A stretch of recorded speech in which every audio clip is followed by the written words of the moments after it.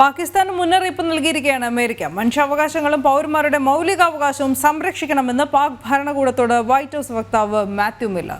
ഇമ്രാൻഖാന്റെ മോചനം ആവശ്യപ്പെട്ട് കഴിഞ്ഞ ദിവസം PTI റാലി നടത്തിയിരുന്നു. ഇത് ഭരണകൂടം അടിച്ചമർത്തിയ ഒരു സാഹചര്യം പാകിസ്ഥാനിൽ ഉണ്ടായിരുന്നു. ഇതാണ് ഈ മുന്നറിയിപ്പിന്റെ ആധാരമായ വിഷയമായി മാറിയത്. എന്തായാലും ഇന്റർനാഷണൽ ഡെസ്കിൽ നിന്ന് ഐസൻ ജോസ് ചേരുകയാണ് വിവരങ്ങളുമായി. ഐസൻ, മാത്യു മില്ലർ വ്യക്തമായ മുന്നറിയിപ്പാണ് പാകിസ്ഥാൻ ഭരണകൂടത്തിന് നൽകിയിരിക്കുന്നത്. വിശദാംശങ്ങൾ.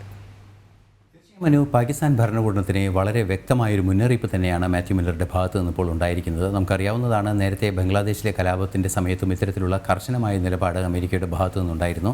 അതായത് പൗരന്മാരുടെ മൗലികാവകാശങ്ങളും പ്രതിഷേധിക്കാനുള്ള സ്വാതന്ത്ര്യവും എല്ലാം തന്നെ സംരക്ഷിക്കപ്പെടണം. അതായത് ജനാധിപത്യ അവകാശങ്ങളെല്ലാം തന്നെ സംരക്ഷിക്കപ്പെടണം. അക്കാര്യത്തിൽ പാകിസ്ഥാനെ ഒരു മുന്നറിയിപ്പ് അല്ലെങ്കിൽ ഒരു നിർദ്ദേശം, കർശന നിർദ്ദേശം എന്നൊക്കെ നമുക്ക് വായിച്ചെടുക്കാവുന്ന ചില രീതിയിലുള്ള ആ ഭാഷയാണ് അദ്ദേഹം നയതന്ത്ര പ്രതിനിധി എന്ന നിലയിൽ, അല്ലെങ്കിൽ നയതന്ത്ര വിഷയം എന്ന നിലയിൽ അദ്ദേഹം വളരെ കൃത്യമായി ഉന്നയിച്ചിരിക്കുന്നത് എന്നതാണ് ഏറെ ഗൗരവമർഹിക്കുന്ന ഒരു വിഷയം. നമുക്കറിയാവുന്നതാണ്, പാകിസ്ഥാൻ ജയിലിൽ കഴിയുന്ന ഇമ്രാൻഖാൻ, തെഹ്രീക്ക് ഇൻസാഫ് പാർട്ടിയുടെ നേതാവ് കൂടിയായ ഇമ്രാൻഖാൻ ഭരണഘടനയുടെ 26-ാം അനുച്ഛേദം പുനഃസ്ഥാപിക്കുന്നതുൾപ്പെടെ അത് ഭരണഘടന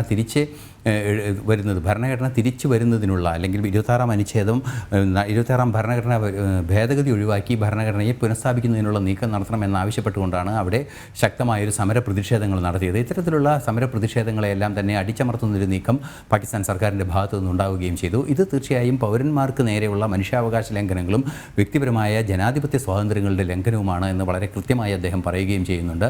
അത്തരത്തിലുള്ള ജനാധിപത്യ പൗരാവകാശ ലംഘനങ്ങളുടെ ആ ഒരു നീക്കത്തെ അംഗീകരിക്കാനാവില്ല എന്ന് വളരെ കൃത്യമായി അദ്ദേഹം പറയുന്ന ഒരു സാഹചര്യം തന്നെയാണ് ഉള്ളത്. തീർച്ചയായും നേരത്തെ ബംഗ്ലാദേശിന് നൽകിയ അതേ മുന്നറിയിപ്പ് തന്നെ പാകിസ്ഥാനും നൽകിയിരിക്കുന്നു എന്ന ഒരു സമാനതയും നമുക്ക് കാണാൻ സാധിക്കുന്നുണ്ട്.